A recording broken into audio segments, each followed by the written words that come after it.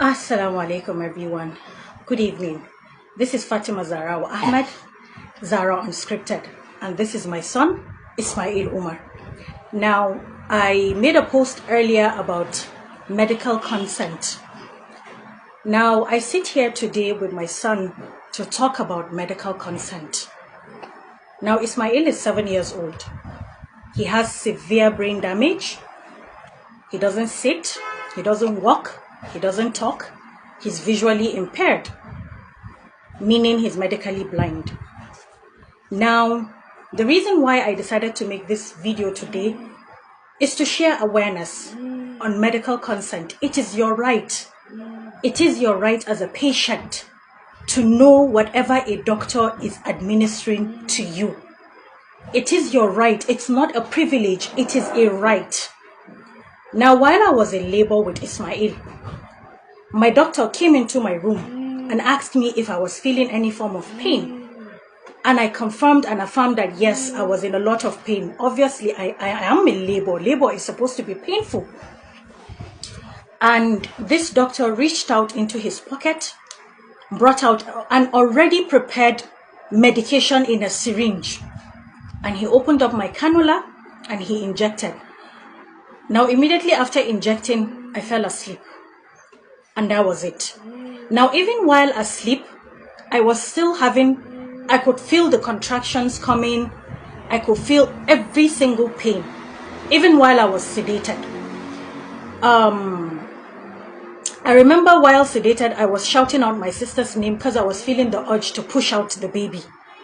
And she couldn't hear me, obviously, because I was sleeping. But in my mind, I was trying, in my mind, I was trying as much as I could to talk to her. Now, what saved me was she noticed I was moving a lot. There was a lot because I was in a lot of distress.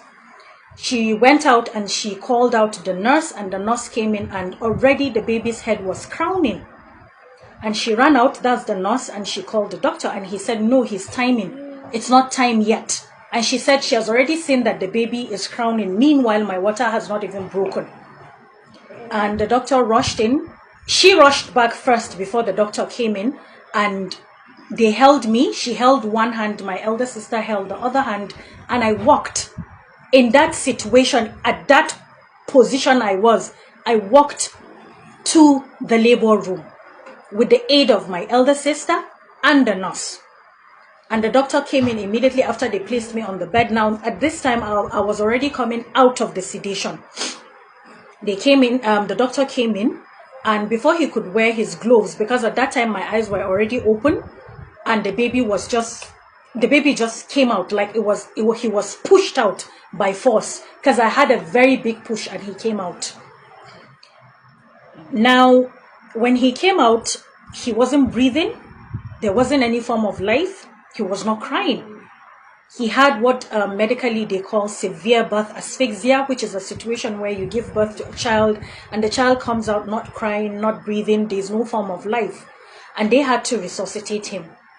Now, during the process of resuscitation, they didn't have a pediatrician on ground, and this doctor had to do everything over a phone call, because he called the pediatrician they were working with hand in hand over the phone, and that was how she was able to guide him over the phone. Now, this is my son. He's 7 years old. He has severe brain damage. All his life, he has lived in constant pain because he has spastic cerebral palsy, which is a cerebral palsy that makes you extremely stiff. He has had 2 surgeries so far. Sorry, boo-boo. He has had 2 surgeries so far. One was for undescended testes, and the other one was a stem cell that we had to do to improve the quality of life. Sorry, boo-boo. Now, cerebral palsy does not have a cure because it is a brain damage that is irreversible.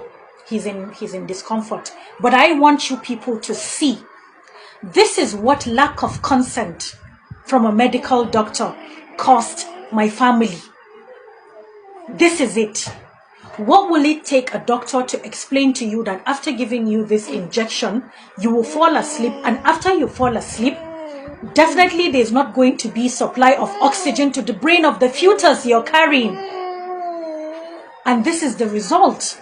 This is the consequence of an action of one human being who decided to take matters into his own hands without looking for consent, without seeking for consent from me, the person that was in labor, without even actually informing me what it means for me to be sedated while in labor. This is 7 years of pain and torture and agony.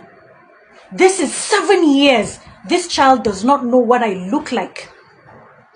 He can only hear me, but he doesn't know what I look like. He doesn't know what any of the family members look like because of one doctor's decision to sedate a pregnant woman in labor to sleep, and without monitoring what the fetus was into. Because they could have detected that the child has gone into distress, because definitely the rhythm of the heartbeat would change. I am not a medical doctor, but I have been abroad. I have taken my child abroad and they explained everything to me fully well.